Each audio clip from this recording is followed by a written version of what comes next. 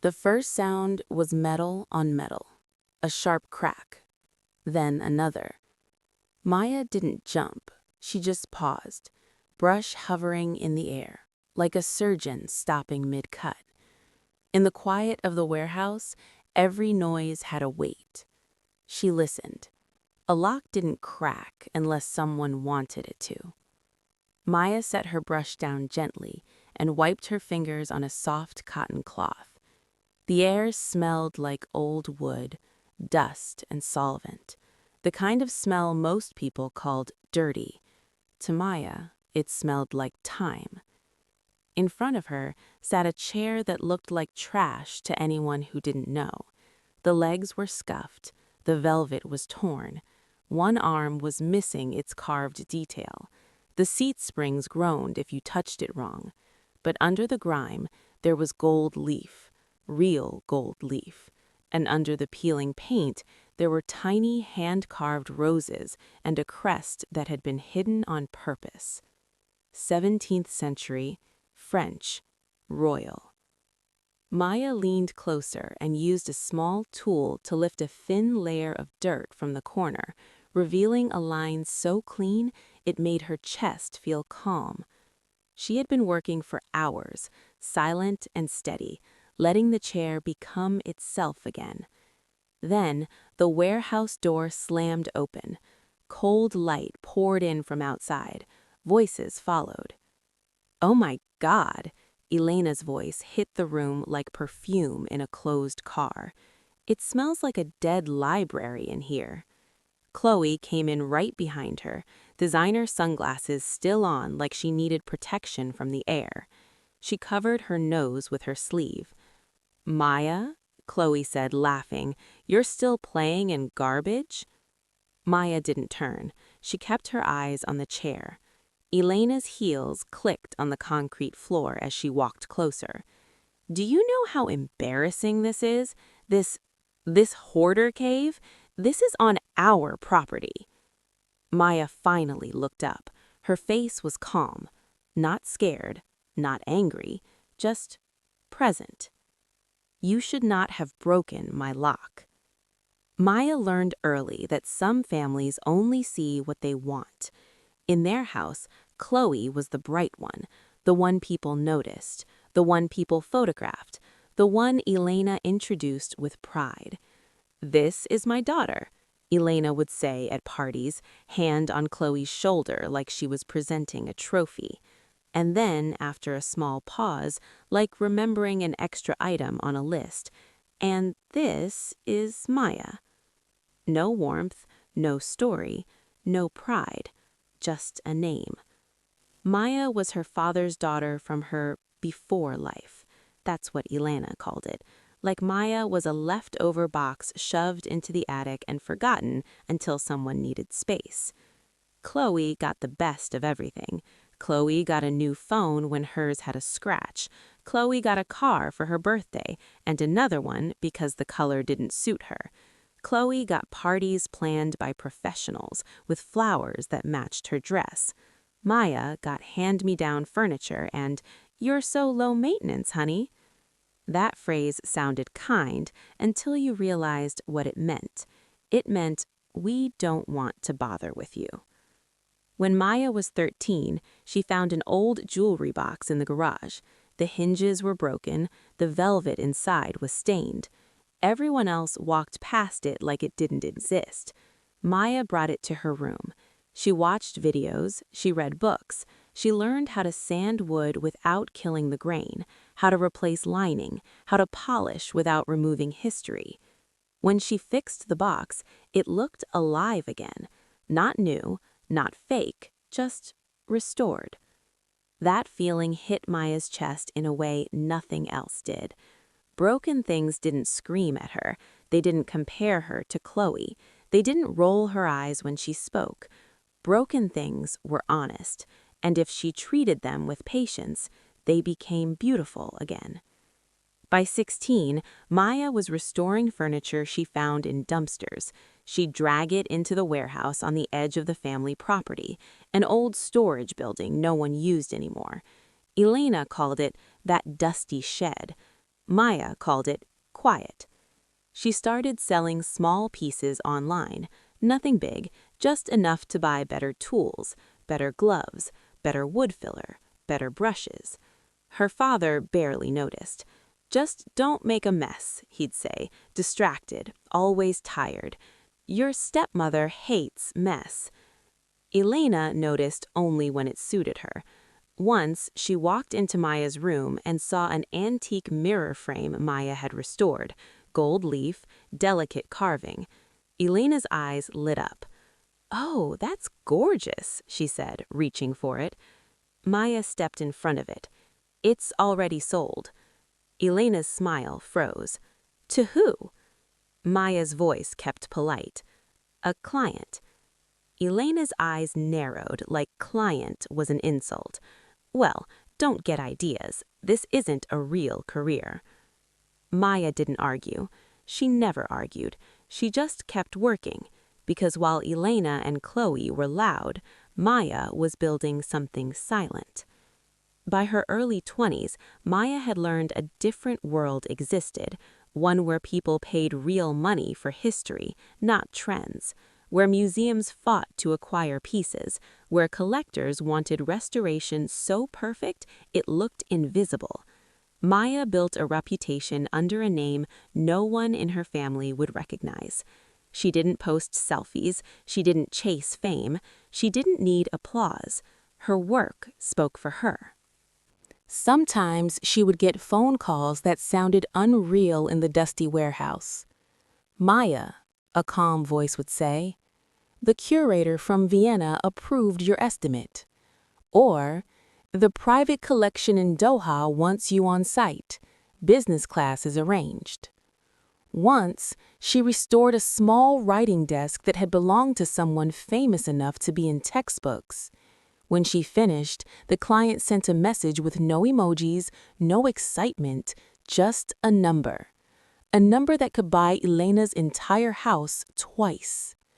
Maya stared at it, then quietly deposited it into an account in her name only.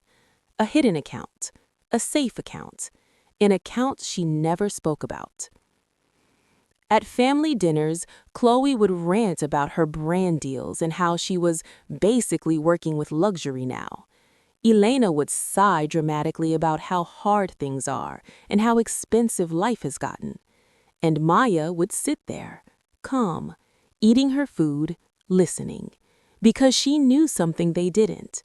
Their world was built on image, hers was built on proof. And now, standing in the warehouse with a broken lock and a royal chair in front of her, Maya felt the past and the present click together. Elena and Chloe thought they were finally taking something from her. They didn't understand. This wasn't a hobby. This wasn't junk. This was history, and history had receipts. Elena didn't wait for Maya to respond. She never did. By that evening, Maya's phone started buzzing while she was still in the warehouse, carefully covering the chair with a breathable cloth. Notifications, one after another. Chloe had posted a photo of the property gate, a caption full of hearts and fake excitement.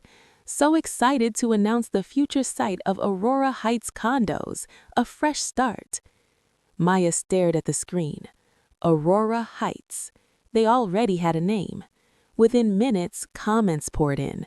"Gorgeous land. Can't wait to see the transformation. About time this space was used properly."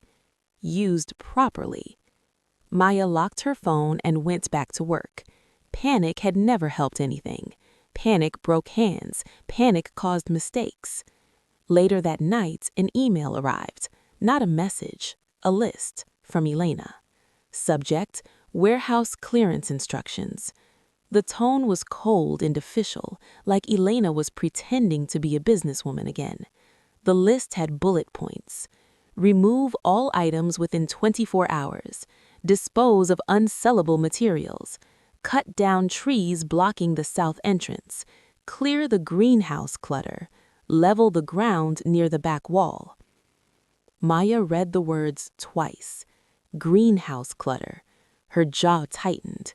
That clutter included plants that could not be replaced, orchids that took 10, sometimes 15 years to bloom, pieces of living history that existed nowhere else. She replied with 3 words, "You do not own this." Elena responded with seconds, "Don't be dramatic, we have paperwork." Elena leaned back in her chair and exhaled slowly. Paperwork meant nothing without truth. She stood, walked to a locked cabinet and pulled out a folder thicker than Elena's ego. Inside were deeds, permits, transfers, signed, stamped, dated, her name. The warehouse wasn't part of family property. It never had been. Her father had transferred ownership years ago, quietly, to avoid tax issues during one of Elena's business ventures. He barely remembered doing it. Maya had. She made a few calls, not angry calls, professional ones. Her attorney, a security firm she trusted, and then, carefully, a few clients. Not to ask for help, to inform. "If you hear anything strange, know that my work is safe. I'm handling it." Every voice on the other end paused, then replied with concern. One said quietly, "Do you want me to come by tomorrow?" Maya hesitated, then said, "Yes." The next morning, the escalation became physical. A white truck rolled up to the gate, then another. Men in hard hats stepped out, measuring tape in hand. One of them walked straight to the greenhouse. Maya stepped in front of him. "You can't be here." The man shrugged. "We were hired. Orders say prep work starts today." Maya raised her phone and took photos, then videos. She didn't yell. She didn't threaten. She documented. By noon, Elena arrived, smiling. "See," she said sweetly, "this is happening. You should cooperate. It'll be easier for everyone." Maya looked at her stepmother and spoke slowly. "You are escalating something you do not understand." Elena laughed. "That's what losers say when they're cornered." Maya didn't reply. She was already preparing for what came next. The invasion began at sunrise. Maya heard the engines before she saw them. Heavy, slow, confident. 2 flatbed trucks, 1 crane, and a bulldozer. They rolled toward the warehouse like the land already belonged to them. Maya stood near the gate, hands in her jacket pockets, boots dusty, face calm. Elena's car pulled in behind the machines. Chloe stepped out filming on her phone. "Day 1, Chloe chirped to her followers, clearing out the trash. The bulldozer operator climbed down and looked around. "Where do we start?" he asked. Elena pointed. "That glass structure. Tear it down first." "The greenhouse." Maya stepped forward. "No." The operator hesitated. "Ma'am, you have a contract."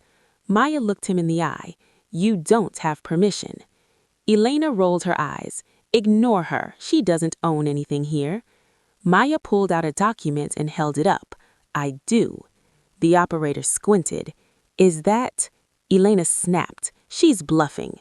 The operator turned to his boss, a man in a clean jacket who had just arrived. "Sir, she's claiming ownership." The boss sighed. "Lady, if you have an issue, take it with legal. We're on a schedule." Maya nodded once, then wait. She stepped aside. Everyone watched as a black car rolled in silently. No logos, no noise. A woman stepped out, dressed simply, eyes sharp. The construction boss froze. "No way," he whispered. Maya walked toward her. "You're early," Maya said. The woman smiled slightly. "I wanted to see it myself." The boss swallowed hard. "That's—" he started, then stopped. "That's Maya." Elena frowned. "Yes, unfortunately." The boss shook his head slowly. "No, not that Maya." He turned fully toward Maya now, respectful, almost nervous. "Maya Chen," he said quietly, "the restorer." The air changed. Elena laughed. "Oh, please." The boss ignored her. My wife works at the museum in Zurich. Your work, that 18th century cabinet, she cried when she saw it restored. Silence. Chloe lowered her phone. The bulldozer operator stepped back. Maya looked at Elena for the first time with something close to pity. You brought an auctioneer too, Maya said, nodding toward a man who had just entered the warehouse. The man's eyes were wide. He walked slowly toward the covered chair. May I? He asked Maya, voice trembling. She nodded. He lifted the cloth. His breath caught. Oh my God, he whispered. This is royal. Elena's face drained of color. The auctioneer turned sharply. Do you have any idea what this is worth? Elena stammered. It's old furniture. The man laughed once, sharp, unkind. This is worth more than your house. The warehouse was silent. The heavy engines of the bulldozers had turned off, leaving only the sound of nervous breathing. Elena broke the silence first. She pointed a manicured finger at the table Maya had been working on, a dusty, dark piece of wood covered in a tarp. Mr. Sterling, the auctioneer they had hired to mock Maya, didn't answer immediately. He was wearing white gloves now. He was trembling. He slowly lifted the tarp from the table. He touched the wood like it was made of glass. Mrs. Chen, Sterling said, his voice a whisper, you brought me here to sell this as scrap? It's old wood. It's dirty, Elena shouted. Sterling turned around. His face was pale. He looked at Elena like she was the crazy one. This is not dirty wood. This is 17th century black walnut, hand-carved. A brass inlay matches the work of Bull, the royal cabinet maker for King Louis XIV. Chloe laughed, a nervous, cracking sound. Okay, so what? It's worth $1,000? Sterling looked at Maya, then back at Chloe. In its current unrestored state, Sterling said, maybe $200,000. A gasp escaped from Elena. Her hand flew to her chest.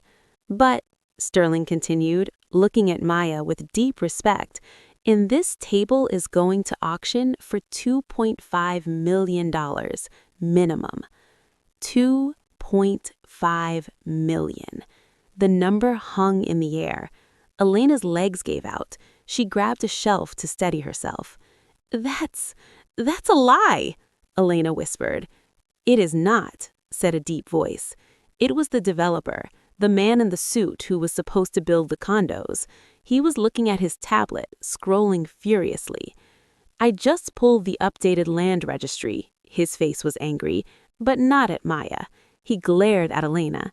You told me this land belonged to the Chen family trust. It does, Elena cried. My husband. Your husband doesn't own this.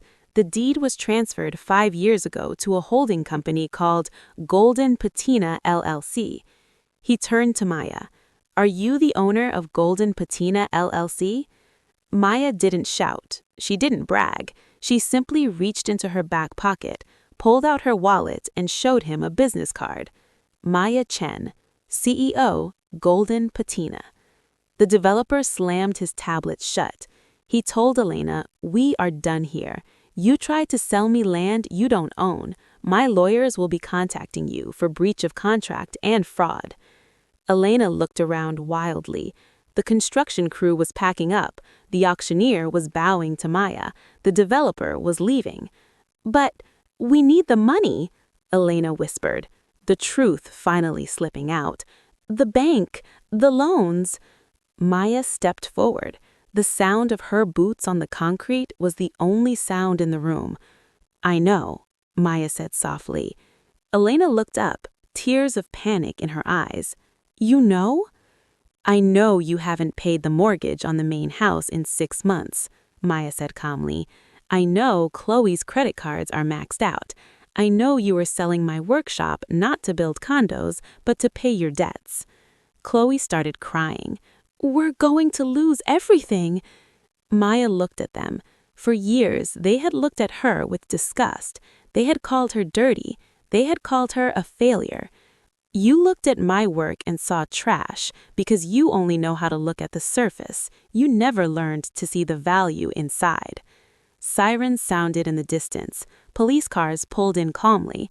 An officer stepped out, clipboard in hand. "Maya Chen?" the officer asked. "Do you want to press charges for trespassing and criminal damage?" Elena's eyes went wide. She looked at Maya, begging without words. "We are family," her eyes said. Maya looked at the broken lock on the floor. She looked at the scratches on her door. "Yes," Maya said. "Remove them." The next few months were a blur of legal paperwork and justice. Elena and Chloe didn't just lose the battle for the warehouse, they lost the war. The fraud investigation revealed everything. Elena had been faking their wealth for years, taking out loans in Maya's father's name, hiding letters from the bank. When the truth came out, the house of cards collapsed. The bank foreclosed on the family estate. The big fancy mansion on the hill, the one Elena was so proud of, was put for public auction. Chloe's social media went silent. It's hard to be an influencer when you are moving into a small, two-bedroom apartment in the bad part of the town. And Maya? She stayed in her warehouse, but she made one change. On the day of the auction for the old family mansion, a lawyer appeared. He didn't say who he represented. He just kept bidding. The price went up and up. Eventually, the lawyer won. He walked over to the bank representative to sign the papers. "Who was the buyer?" the bank rep asked. "Golden Patina, LLC. Maya had bought her childhood home, but she didn't move in. She didn't want to live in the rooms where she was ignored. She didn't want to sleep in the house that smelled of Elena's perfume and lies. Instead, she turned the mansion into something useful. She converted the ground floor into a gallery for her restored antiques. The living room, where she used to be forbidden to sit, was now filled with museum-quality art. The upper floors became a school, a place where Maya taught young apprentices how to restore old things, how to sand wood, how to mix varnish, how to see value where others saw junk. One rainy afternoon, a year later, Maya was standing on the porch of the mansion, locking up the gallery. A small, beat-up car drove slowly past the gate. It stopped. Maya saw Elena in the driver's seat. She looked older, tired.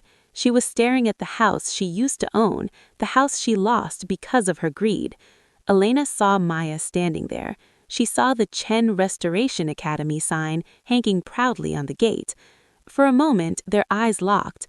Elena looked away first. She put the car in gear and drove off, disappearing into the traffic. Maya watched her go. She didn't feel angry. She didn't feel sad. She just felt clean. She turned back to her work. She had a 19th century clock waiting in the workshop. It was broken, rusted, and stopped in time. Most people would have thrown it away. But Maya knew better. She walked back toward her warehouse, the smell of rain and old wood filling the air. She smiled, because she knew the truth that Elena and Chloe never learned. Some people chase the shine. Others build the gold.